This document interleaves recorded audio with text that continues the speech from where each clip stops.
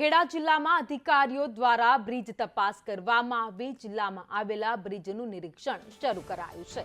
3 મહત્વના બ્રિજ વાહન વ્યવહાર માટે બંધ કરાયા છે। બ્રિજના સમારકામ માટે વાહન વ્યવહાર બંધ કરી દેવામાં આવ્યા છે। સેવાલિયાથી ટીંબા તરફ જવાનો રસ્તો છે એ બ્રિજ છે એ બંધ કરાયો છે, તો કપડવંજનો નવા ગામ બેટાવાડાને જોડતો બ્રિજ બંધ કરાયો છે।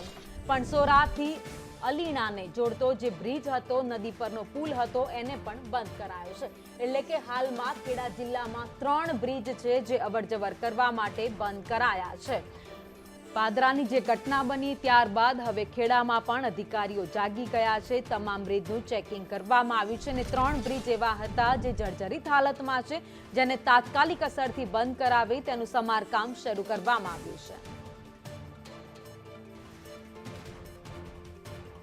તો રાજ્યભરમાં હવે સરકાર જાગી, અધિકારીઓએ જાગીને કામગીરી શરૂ કરી દીધી છે અને જેટલા પણ બ્રિજ જેના ઉપર ખાડા પડેલા છે, કેટલા એવા બ્રિજ છે જેમાં મસ્ત મોટા ગાબડા છે, સળિયા દેખાવા લાગ્યા છે, એવા બ્રિજના તાત્કાલિક સમારકામ થઈ રહ્યા છે, તો સાથે જ કેટલાક બ્રિજ બંધ કર્યા છે।